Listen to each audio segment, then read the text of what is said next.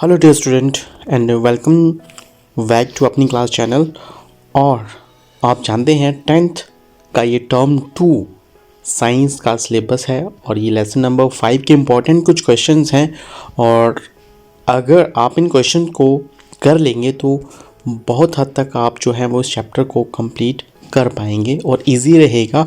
और सबसे बड़ी बात जो है, अब आपके जो है एचपी बोर्ड की अगर मैं बात करूँ तो 25 मार्क्स के जो है वो 1 मार्क क्वेश्चन जो है वही आ रहे हैं। तो उसी लिहाजे से ये बहुत इंपॉर्टेंट है। करने को तो आप सब कुछ कर सकते हैं, आप खुद से भी कर सकते हैं।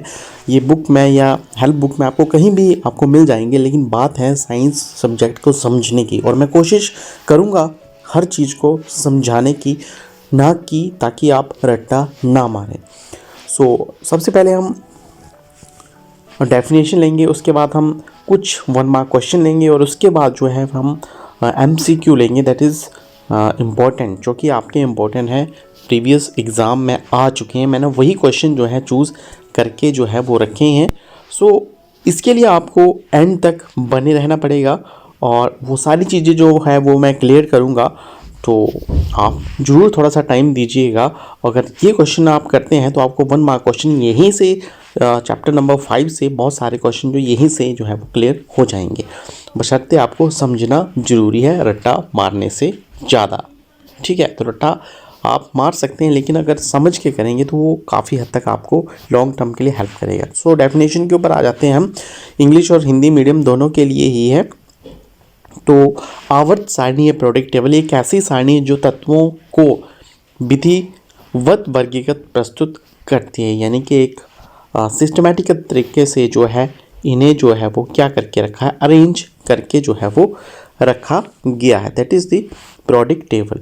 और मैनलीफ आवर्त सारणी, यानी कि मैनलीफ आवर्त की अगर बात करें तो हम मैनलीफ ने जो था वो एक सारणी बनाई थी, उसे मैनलीफ आवर्ती सारणी कहा जाता है। और इसका आधार जो था वो था हमारा परमाणु द्रव्यमान, राइट। तो परमाणु द्रव्यमान के ऊपर जो थी वो मैनलीफ की आवर्त सारणी जो थी वो उसके ऊपर डिपेंड थी, यानी कि वही उसका बेस था। और आधुनिक आवर्त सारणी या फिर मॉडर्न प्रोडक्ट टेबल की अगर हम बात कर लें यहाँ पे, तो कुछ जो था वो मैनलीफ की जो सारणी में संशोधन किए गए और एक नई सारणी जो है वो बनाई गई और उसे जो कहा गया आधुनिक आवर्त सारणी या फिर आवर्त सारणी या उसका दीर्घ रूप। और इसका जो आधार था वो परमाणु क्रमांक था। जी हाँ, यहाँ पे ध्यान देने वाली बात है कि मेंडलीव की आवर्त सारणी जो थी वो किसके ऊपर आधार थी, वो परमाणु द्रव्यमान के ऊपर थी। और जो आधुनिक आई वो थी हमारे परमाणु क्रमांक, यानी कि एटॉमिक नंबर के ऊपर बेस थी। अगर बात कर लें यहाँ पे ग्रुप्स की या फिर वर्ग किसे कहते हैं, तो आवर्त सारणी में खड़ी पंक्तियाँ, यानी कि आपकी खड़ी पंक्तियाँ 90 डिग्री में जो हैं वो इस तरह से खड़ी पंक्तियों को वर्ग या फिर समूह कहा गया। और ये समूह जो था वो 18 का था, याद रखिएगा, आगे ये काम आने वाला है 18, राइट। तो अगर पीरियड की बात करें, आवर्त की बात करें, तो आवर्त सारणी में क्षैतिज पंक्तियों को आवर्त कहते हैं। क्षैतिज की बात करें हम तो आप सीधे इस तरह से ले सकते हैं जिसे हॉरिजॉन्टल कह सकते हैं। और ये जो थी आपकी 7 थी, राइट। ये आगे हमें बहुत काम आने वाली हैं, बहुत सारे क्वेश्चन इन्हीं के ऊपर जो हैं वो आएंगे। छोटे क्वेश्चन जो है हम स्टार्ट करते हैं। डावे रेनर के वर्गीकरण की क्या कमी थे? तो क्वेश्चन आप देख सकते हैं, मैं बताने वाली बात नहीं है इसमें कि कब कब ये क्वेश्चन आए, 2011, 2013, 14 और 15, 17। तो दैट इज़ इम्पॉर्टेंट क्वेश्चन। तो इस वर्गीकरण के द्वारा उसमें ज्ञात सभी तत्वों को त्रिक के रूप में नहीं रखा जा सकता। अब यहाँ से त्रिक जो है वही आप समझ सकते हैं, यानी कि तीन का जो जोड़ा था यहाँ पे दिया गया था डावे ऋण के द्वारा, तो उसमें जो है वो नहीं रख पाए थे त्रिक में। जितने भी उन्होंने तत्व खोजे थे उनको त्रिक में सही से नहीं रख पाई, यही उनकी बड़ी कमी थी। और दूसरी बात जो है, आप नंबरिंग पे ना जाए, मैंने क्वेश्चन छांट के जो है वो प्रीवियस एग्जाम में आए हैं वही क्वेश्चन जो है लिए हैं। तो 101% चांसेस हैं कि कुछ ना कुछ यहाँ से आएगा। आवर्त सारणी में आवर्त या पीरियड तथा वर्ग ग्रुप किसे कहते हैं, ये कितने होते हैं, कितने होते हैं ये मैं आपको बता चुका हूँ। ग्रुप्स आपके 18 होते हैं और पीरियड जो है वो आपके जो हैं वो 7 होते हैं। तो यहाँ भी देख लेते हैं, क्वेश्चन बहुत इंपॉर्टेंट है, कब कब आया है। आवर्त सारणी में क्षैतिज पंक्तियों की आवर्त और ऊर्ध्वाधर जो है वो स्तंभों को वर्ग कहते हैं। यानी कि जो यहाँ पे थोड़ा कंफ्यूजिंग हो जाता है, तो आप कंफ्यूज ना हों। ऊर्ध्वाकार जो है वो इस तरह से खड़े ले सकते हैं आप, ये जो है आपको मैंने 18 बताए थे, और हॉरिजेंटली जो थे वो आपके जो थे वो आपके 7 बताए थे। तो यहाँ पे भी वही बात है, आधुनिक आवर्त सारणी में 18 वर्ग हैं और 7 आवर्त हैं। यानी कि आपके 18 जो हैं वो समूह या वर्ग कह ले या ग्रुप कह ले, और 7 जो हैं वो पीरियड हैं, राइट। तो यहाँ से आप ज़रूर ध्यान दें, क्योंकि यहाँ पे अक्सर स्टूडेंट जो हैं 18 और 7 में कंफ्यूज हो जाते हैं। 7 की जगह 18, 18 की जगह 7 जो है वो अक्सर लिख देते हैं।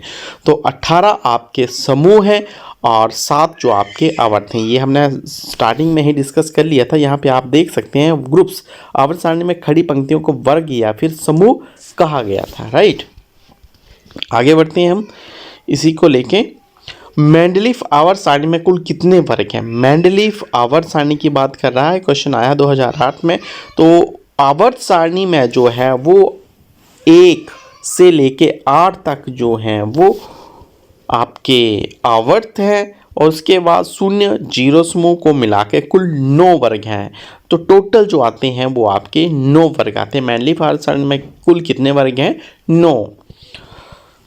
एक तत्व का प्रतीक S है या उस तत्व का नाम और इलेक्ट्रॉनिक विन्यास लिखिए, यानी कि electronic configuration. Sulphur, S means sulphur.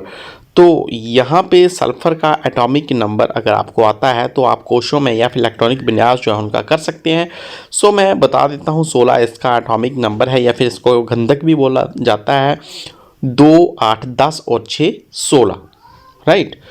तो के में मैक्सिमम हम जो हैं वो 2 भर सकते हैं, एल में हम 8 भर सकते हैं, और एम में हम 18, और के एल एम एन में जो है वो 36 भर सकते हैं। और फॉर्मूला जो है 2n² वाला लगता है। तो मैं शॉर्ट में जो है ट्रिक्स बता रहा हूँ। याद करने को तो आप खुद भी याद कर सकते हैं, लेकिन जो समझाने की बात है 1 मार्क क्वेश्चंस, तो वो बड़े क्वेश्चन जो ऑटोमेटिकली आपके जो हैं वो समझ आ जाएंगे। तो उस लिहाजे से बहुत इंपॉर्टेंट है, और अगर आप नए हैं तो ज़रूर सब्सक्राइब करें अगली आने वाली वीडियो के लिए।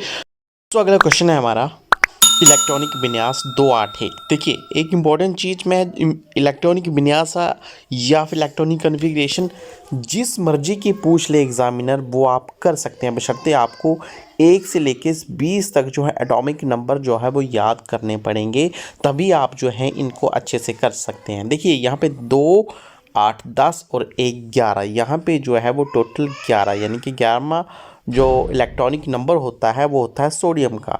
तो इसमें जो तत्व आएगा वो होगा आपका सोडियम, राइट। तो ये क्वेश्चन उस लिहाजे से बहुत ही इम्पोर्टेंट है। और किस का इलेक्ट्रॉनिक विन्यास 2, 8 और 2 होता है? 2 के शेल में, 8 में एल और एम में 2, यानी कि 2 + 8 + 2, 2, 8, 10, 2, 12, वो होता है आपका मैग्नीशियम का, राइट।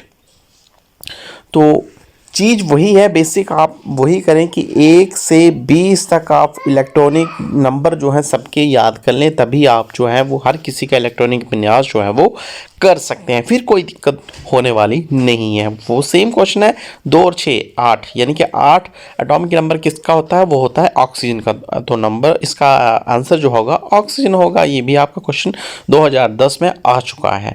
आगे है क्लोरीन आयंस में इलेक्ट्रॉन की संख्या होती है। देखिए, अब यहाँ पे क्लोरीन का एटॉमिक नंबर मुझे तो याद है, लेकिन आप जरूर याद करें 1 से 20 तक। तो इलेक्ट्रॉनिक नंबर जो होता है वो होता है आपका 17, यानी कि 17, ठीक है, 17। और एक चीज़ और, जहाँ पे जिसके सर के ऊपर नेगेटिव लगा हो, इट मीन्स उसने किसी से उधार लिया है। तो इसके इलेक्ट्रॉनिक नंबर जो है 17 है, और 1 इलेक्ट्रॉन इसने लिया है, 17 + 1, यानी कि टोटल जो हो गए इसके पास इलेक्ट्रॉन 18, राइट। तो इसका आंसर जो होगा 18, जी हाँ। अगर यहाँ पे अगर जमा होता तो इट मीन्स इसने किसी को उधार दिया है, तो इसने इसका यहाँ पे आंसर होता 17, राइट। अगला क्वेश्चन भी सेम वैसा ही है। सोडियम आयंस में इलेक्ट्रॉन की संख्या क्या होती है? तो सोडियम आयन की इलेक्ट्रॉन संख्या क्या होती है भैया? सोडियम का इलेक्ट्रॉनिक नंबर जो है वो 11 होता है। अब मैंने क्या कहा कि जिसके सर के ऊपर जमा होता है, पॉजिटिव होता है, इट मीन्स उसके पास ज़्यादा पैसे थे, उसने 1 दे दिया है। तो कितना दिया है? 1। तो 11 माइनस 1 इज इक्वल टू 10। तो इसमें इस आइंस में इलेक्ट्रॉन कितने होंगे? 10। तो आंसर जो है इसका होगा 10, राइट। ठीक वैसे ही सोडियम का है के, ये इसका सिंबल्स है तो पॉजिटिव, इट मीन्स इसने दे दिया है। एटॉमिक नंबर जो होता है इसका 19 होता है, 19 माइनस 1 18। तो इसका आंसर जो होगा वो 18 होगा। एल्युमिनियम का इलेक्ट्रॉनिक विन्यास लिखिए। देखिए भैया बात वही आ रही है स्टूडेंट्स की, यहाँ पे देखिए आपको 1 से 20 तक किसी भी हालत में चाहे रट के, वैसे तो मैं यही कहूँगा रटना नहीं है, समझना है। और लॉन्ग टर्म के लिए अगर ऐसी नौबत आती है तो सब कुछ करके देख लीजिए, लेकिन 1 से 20 तक जरूर याद कीजिए। तो एल्युमिनियम का एटॉमिक नंबर जो है वो होता है 13। तो इसका विन्यास होगा 2। देखिए के में हम भर सकते हैं मैक्सिमम, मैंने पहले ही बताया है। के में 2, एल में 8 और एम में हम भर सकते हैं 18। इन तीनों से ही काम चल पड़ता है हमारा। तो 2 8 10 ये तो हमारा होगा ही होगा, 2 हो गए 8 10 हो गए, और एम है होगा 3, यानी कि 2 8 3 जो है इलेक्ट्रॉनिक विन्यास जो है वो इसका होगा। ये देखिए आंसर यही है। और दूसरी चीज़, आप हेल्प बुक से देख सकते हैं, कहीं भी क्वेश्चन आपको मिल सकते हैं, कोई ना कोई जुगाड़ करके आप ढूंढ सकते हैं, लेकिन सबसे इम्पॉर्टेंट है आपका समझना। कोई भी आपको इलेक्ट्रॉनिक विन्यास पूछा जाए, कोई भी आपको आयन से इलेक्ट्रॉन पूछे जाए, तो आप समझेंगे तो आप कर पाएंगे। और वो चीज़ जो है, वो काम जो है वो मैं करवाऊँगा। आप मेरे ऊपर जो है आप इतना कॉन्फिडेंस जो है आप विश्वास कर सकते हैं। सो मैग्नीशियम और एल्युमिनियम में कौन सा अधिक धात्विक है? तो मैग्नीशियम का एटॉमिक नंबर 12 होता है, एल्युमिनियम का 13 होता है। तो इसमें जो है मैग्नीशियम जो है वो ज़्यादा धात्विक है, ठीक है। इसमें ये वाली प्रॉपर्टी जो होती है एज़ कम्पेयर टू एल्युमिनियम वो ज़्यादा होती है। नेक्स्ट क्वेश्चन है लिथियम एंड सोडियम।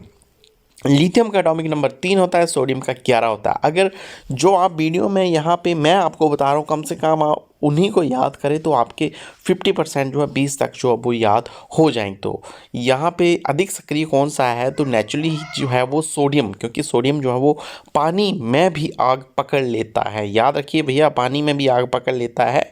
तो सोडियम जो है वो ज़्यादा सक्रिय है, इसलिए इसी को मिट्टी के तेल में रखा जाता है, क्योंकि हवा खुले में नहीं छोड़ सकते, आग पकड़ लेता है। और पानी में भी नहीं रख सकते, क्योंकि वो पानी के साथ अभिक्रिया करके आग पकड़ लेता है, इसलिए इसको मिट्टी के तेल में रखा जाता है। यहाँ से एक क्वेश्चन और आपका क्लियर हो गया है एक। तो यहाँ पे ज़्यादा सक्रिय जो है वो सोडियम रहेगा। अगला क्वेश्चन, ये क्वेश्चन इस तरह से भी आ सकता है और ये 2011 में आ चुका है।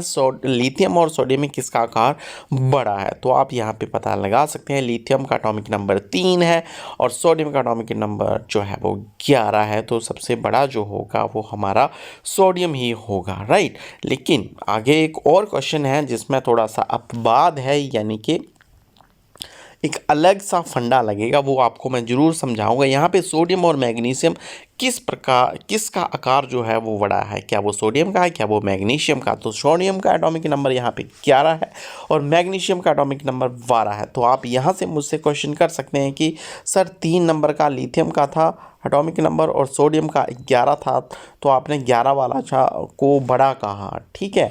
तो यहाँ पे जो है वो सोडियम का एटॉमिक नंबर जो है वो 11 है, मैग्नीशियम का 12, लेकिन आंसर जो होगा वो होगा सोडियम। सोडियम क्यों होगा बड़ा, ये समझाने वाली बात है, ये समझने वाली बात है। ये आपको बुक में बहुत खोजने के बाद ही मिलेगी या शायद ना भी मिले। तो मैं यहाँ पे क्लियर करवाऊँगा आपका जो है वो सोडियम जो है वो आकार में बड़ा क्यों है।